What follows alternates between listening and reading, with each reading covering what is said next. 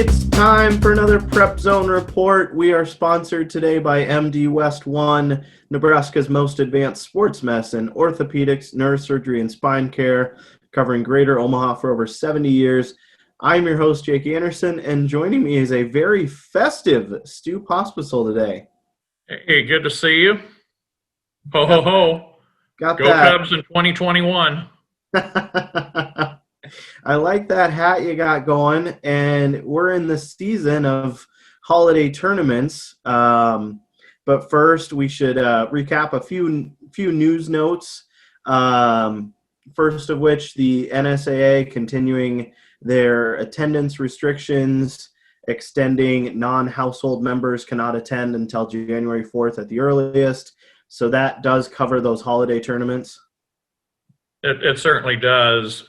You know, I've seen some feedback on Twitter, allowing the grandparents. I thought that's who we're supposed to be protecting. And they can be from outside the household. So grandma and grandpa could come down from South Dakota or in from Colorado, and they'd be allowed to see the games. So I don't know quite what their reasoning is. They kind of did the same thing during state basketball for the boys last year. They allowed the grandparents in when, everybody was saying you got to protect those 65 and older. And so it is what it is, and they'll stay that way through the holiday tourneys. It's better than having no fans, and it's better than some of these experts that wanted to shut everything down. I'm glad that the Lincoln schools, we're taping this on Thursday. They're back into the flow tonight and tomorrow night with the Lincoln Public Schools, and it's high time, and I don't think the 3-week shutdown is necessary. Definitely very good to get Lincoln back in action. And speaking of, unfortunately, on an unfortunate note, being out of action, yesterday the Omaha Bryan girls team canceled the remainder of its season. Mike Patterson was able to get in touch with their athletic director, and man, the notes, the anecdotes from this athletic director, you need 5 to start a game, and we are under that number. It's just, it goes to show the difficulty of this season, and that for a lot of these teams, just being able to play games should be looked at as a successful season. Well, I think it also shows that some programs in OPS have had issues before, and this year is just accentuating it. I worry in 2 years when they open up the new Northwest High School and the one at 60th and L, some of the existing programs, I'm thinking South and Bryan football, especially, you're going to spin off a third team from those two schools. It's going to be tough to find enough players to spread around to make them even, semi-legit on the field. And it's a sad fact, but I've been pointing this out for 3 years, and to OPS, I'm having a fall on deaf ears. I think it's serious. I think, Bryan's girls programs, there's a lot of OPS girls programs that barely can get enough girls out in certain sports. Soccer, for instance, in some areas. Basketball, certainly with Bryan. And this was not just issue this year. It's been dicey down there for a long time. And it's sad because Bryan was the first OPS high school to win a girls basketball state title back in '81 with Willie Marshall as coach, Rita Ramsey, and that bunch down there. You didn't want to mess with them. Some boys teams wouldn't want to mess with them. They were that good. And then there was another resurgence in the 90s with Rashia Bristol, who later on tried to resuscitate her alma mater's program. And, more state title, another one came Bryan's way. And unfortunately, it's dried up down there. It'll be interesting to see what happens in a few years. Our other note this week, yesterday, was signing day, or the start of the early signing period, and it was a relatively quiet, drama-free day outside of Avante Dickerson at Westside. He's choosing to wait to sign. You went to Westside yesterday. What was their ceremony like? Well, they had a table set for four, and only three were sitting there. So, immediately it confirmed the rumors that have been going on the internet. The past couple days at least, that Avante wasn't ready to sign, and more power to him. I mean, this is only the second year that we've had a December signing period, and with COVID, you haven't been able to visit places. The coaches haven't been able to get out and see you the way they had. Where it's like what we're doing here. It's on Zoom, and he didn't feel comfortable. Coach Brett Freund says that he still this is Avante, still loves Minnesota, but I think he wants to have a look-see to make sure.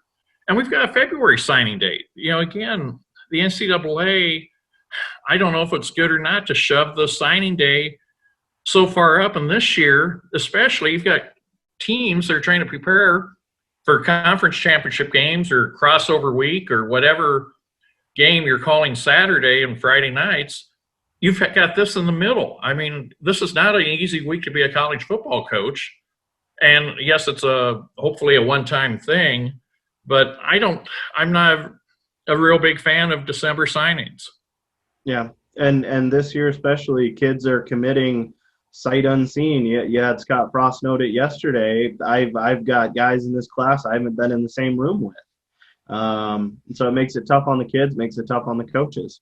Well, imagine the transfer portal in the next 2 years, because I think you're going to see a lot of people find out, both from the coaching staff and from the player, that, hey, maybe this wasn't such a good fit. Yeah, it'll be interesting to see what happens. We've got full signing day coverage on neprepzone.com, and if you're looking for the Husker football coverage, we've got that as well on omaha.com/signing day. Let's get to our topic of the week. Next week is the Metro Conference Holiday Tournament, and we've had the brackets released for those. No huge surprises in seedings, I don't think. The number one seed for the boys, Millard North, and the number one seed for the girls, Millard South. Yeah, it pretty much went according, at least on the boys' side, to my preseason ratings. And honestly, the top five teams, none of them have lost yet. We'll talk about that a little bit more. But after Millard North, you go Bellevue West, Prep, Central, and Papio South. And Papio South plays Central tomorrow night. And they very well could meet in the quarterfinals again of Metro. On the girls' side, let me scroll down to see the pairings. That Millard South is the number one seed, Central's number two, maybe a little bit of a surprise. But Mike Patterson, I think that was the second-ranked team from the Metro that he had in the preseason.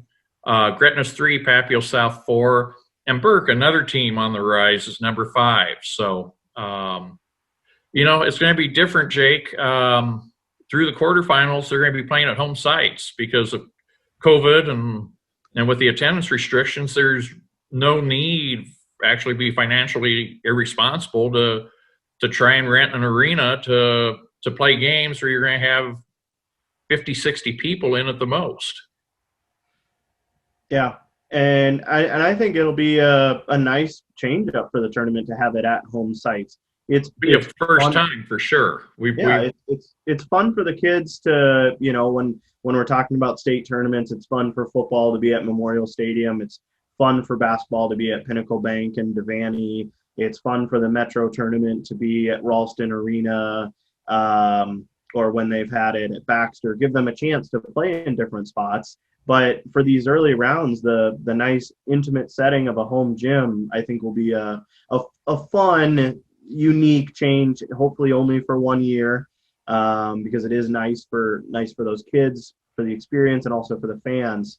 But I like the home gym.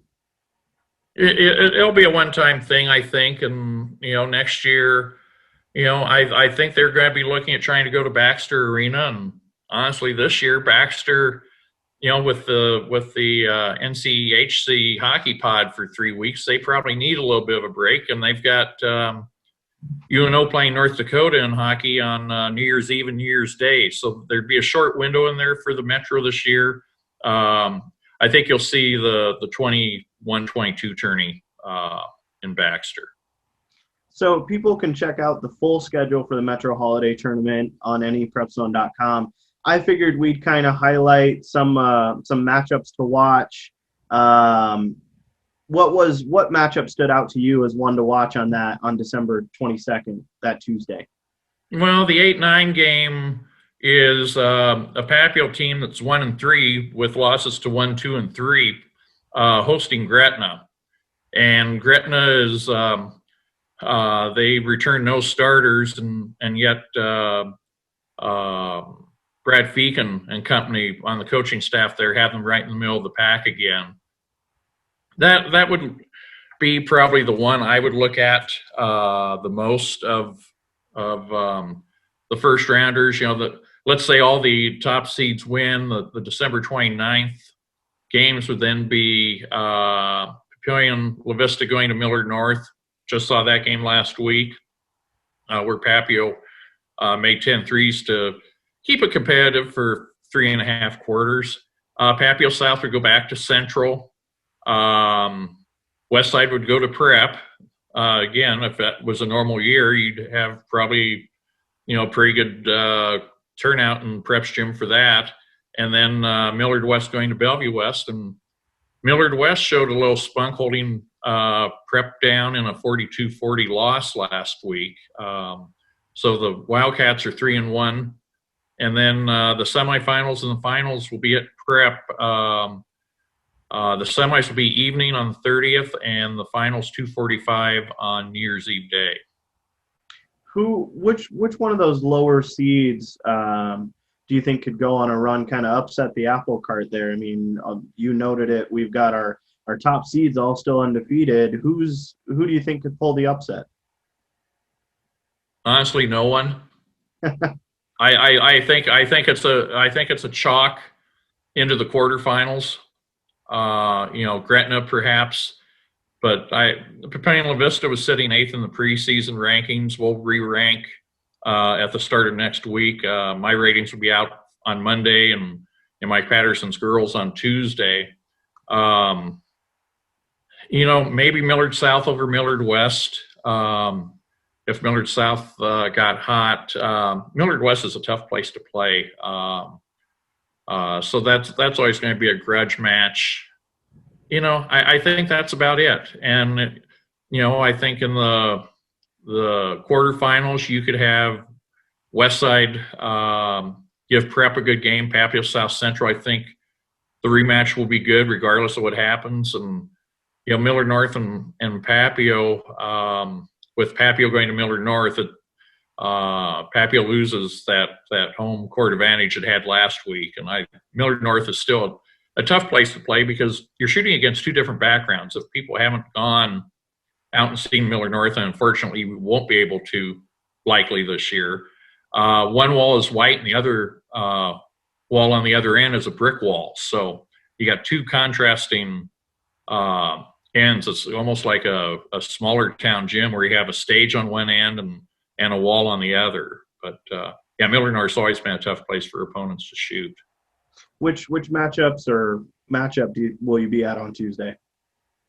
I'm just going to probably do a roundup and watch from home. I'm sure most of these will be streamed by the schools. So I'm not too worked up about the first round. The quarterfinals and on.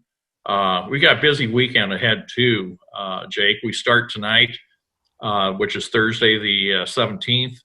Number 1 in C1, Auburn, with a long winning streak. And number 1 in D1, Humphrey Lindsay Holy Family. They're playing at Fremont High tonight at 7:30. Great matchup there. A lot of talent, returning talent, 2 and 3 year starters on both sides. Should be a fun game. Tomorrow night, as I've alluded to, Papio South goes to Central. Both teams undefeated. Papio South's got the height. Central's got the guards. We'll see what style prevails there. And then Saturday, it's the Heartland Hoops Holiday Classic at Hastings College. First time that the organizers of the Heartland Hoops Classic are expanding into a December arena tourney setting. Good matchups there are Waverly and Kearney Catholic, both highly ranked in their classes. And Omaha Skutt takes on Grand Island Central Catholic. And that matchup, both of those schools have beaten Class A North Platte already. And North Platte had some decent expectations this year. So that's a good matchup for those two teams, and kind of a good way to for me to see some out of Omaha teams before the new year. Yeah, that'll be a good weekend. And that Tuesday with streaming sounds like a good day for the work from home crowd. Real quick, the girls' schedule. Fortunately, we don't have PAT, our girls basketball expert, to break it down for us. But he's still on ice right now. that first round schedule on Monday, you have Omaha South and Omaha North in the play-in game, and then they'll play the number 1 seed Patriots. Then that other Monday game, Omaha Bryan, Omaha Northwest. Well, that's great. Yeah, that winner will. Oh, yep. No matchup for the Bears. Northwest goes on to play Central on Tuesday. Yep. Excuse me. And the matchups I like there: Papio going to Benson. Benson's girls look like they've got some potential this year. You've got number 9 Bellevue West going to Omaha Marion. I think that's a good matchup. Another interesting one, I think, even with Storm at number 12, Elkhorn South going to Burke. Any team that's got Riley Gray on it is going to be competitive. I think Elkhorn South's got to get probably better guard play. And then, you take a look at the girls. It just seems odd that Elkhorn South's the 12th seed, Westside's the 13th, and Millard West is the 14th. It's a reloading or rebuilding year for those schools, and there's other schools like Central, Burke, Benson that are moving up. Gretna, a strong number 3, plays Millard West. I mean, normally that would probably be a quarterfinal matchup. Yeah, the girls bracket will also be an interesting one to watch. Great matchups there, and just as the same as the boys bracket, sets up for some intriguing potential semifinal championship matches. So we'll be watching that next week, and we'll look forward to your coverage of the holiday tournaments and the action this weekend. Sounds good. Happy holidays, everybody. Happy holidays. Thanks for listening. As the official team doctors for high school and college teams across Greater Omaha, MD West One Sports Med Doctors can get you back into the game, stronger than ever. Meet the Sports Med team at mdwest1.com or call 402-390-4111.